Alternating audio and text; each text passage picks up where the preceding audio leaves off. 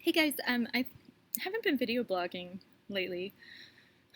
Um, it's fun to have a private life too, but I just thought I might make a message for the rioters. There's some indictments coming out from the district attorneys in Seattle and Oregon. And for people who don't understand not district attorney, U.S. attorney, the whole U.S. attorney process is kind of hard to understand. The reason why I somewhat understand it is reading a former U.S. attorney, John Kroger, who went on to be the president of Reed University for a time, wrote a book about what it was like to be a U.S. attorney in Manhattan.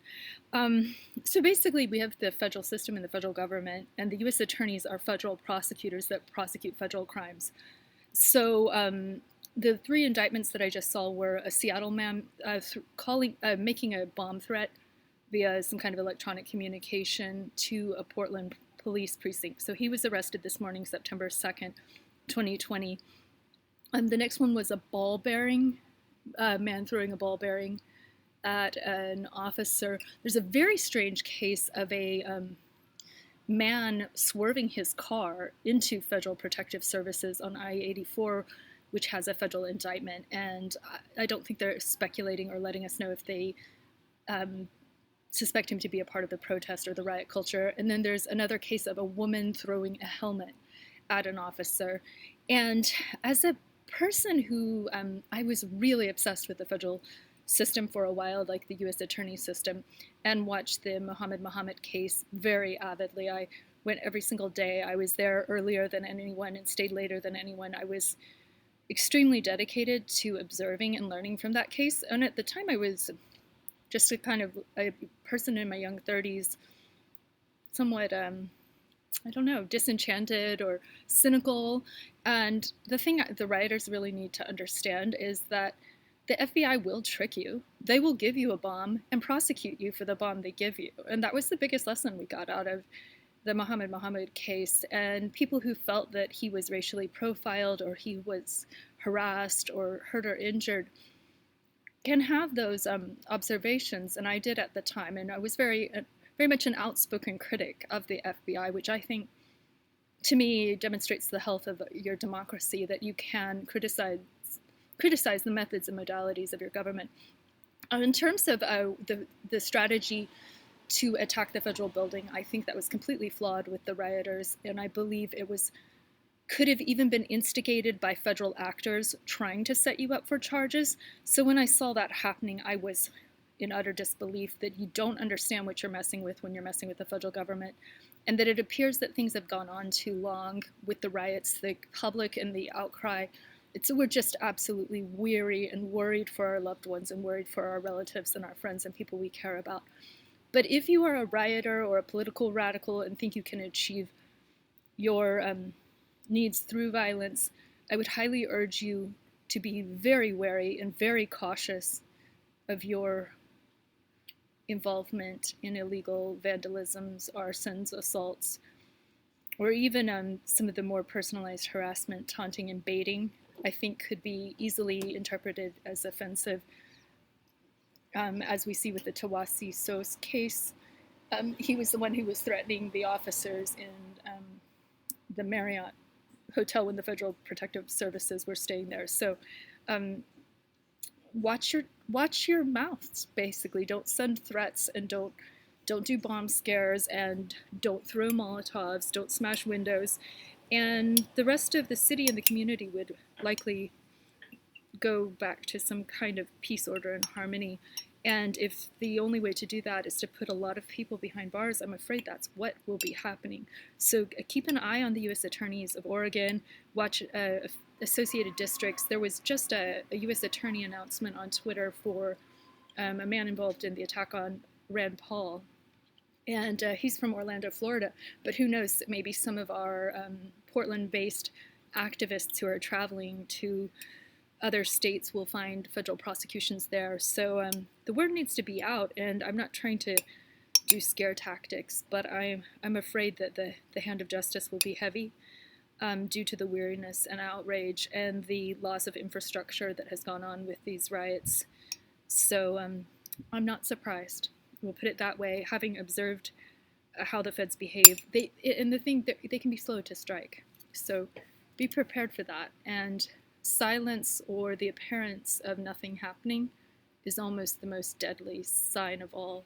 So I would suggest be safe.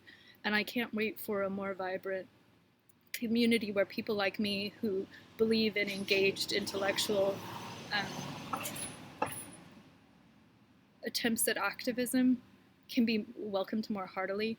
When I was persecuted and, in a sense, run out of Portland by police brutality by Officer Engstrom in collaboration with G4S and Portland Police, I feel like it was a great learning opportunity for me because I got to feel the bitterness of their outrage and lashing out at me, who had just been basically a very direct person, but I've never used a curse word in a city hall meeting. I would never be outrageously disrespectful in the way that is more common these days.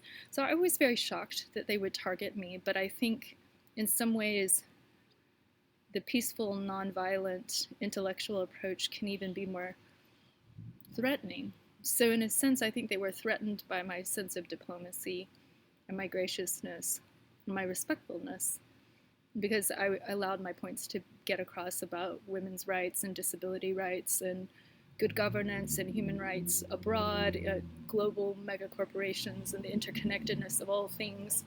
And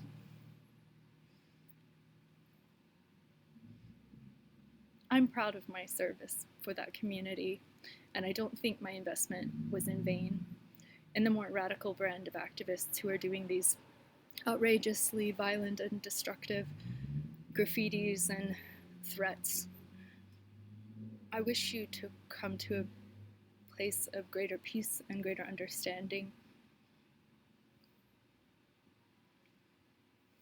And I want you to have the world before you. I want you to have everything you need, whether it's art supplies or computers or apartments, and peace and harmony and freedom from violence and abusive behavior in your own home. What I see in these riots are a lot of abused children, people that grew up in verbally abusive households that think verbal abuse is okay. I don't think it's ever been okay, whether it's in the private home or between people you love or people you have a political disagreement about. So it's been very painful to see what is, to me, a mass spectacle of human beings acting out their anguish about the racism, the coronavirus, the economic doom and gloom. We got good news with the rental for staying until the end of December. CDC wants people who are housed to stay housed. This is a wonderful opportunity for people to embrace that security and hang on to it and protect those who are less fortunate. So it's time for peace and leadership. The attempted burning down of the mayor's condo 2 nights ago, less than 48 hours ago, is hitting people very hard, as is the death of the young man with the reddish beard. And to anyone grieving or to anyone appalled at any loss of life, I want to tell you that I'm grieving too. It's absolutely horrific to know that happened. And I found the treatment of his friend on the streets horrific as well. I don't think anyone should be mobbed in the streets and be almost torn apart or kicked to death or stampeded. That was a highly dangerous situation that was allowed to escalate, and I tried to reach out, I think, to the district attorney's press spokesman as that secondary assault was happening. And thank everyone for their spiritual energy towards motivating a nonviolent resolution to that situation. And I'm very, very glad the Portland rioters did not burn down the Chevron where he took refuge. And I'm very, very thankful for the angel who protected the community from that even more horrific tragedy or loss of life that could have occurred if everything took a turn for the worse. So there was some kind of intervention there. And for that, I'm thankful. I'm thankful to the rioters themselves that they got a grip on their homicidal impulses. And there were several interveners who for instance, negotiated a baseball bat away from the person who was going to murder the person who was the primary target. So peace, love, and harmony. Enjoy the sunshine and mind the forest fires. We don't actually need more arson smoke. Little rioters.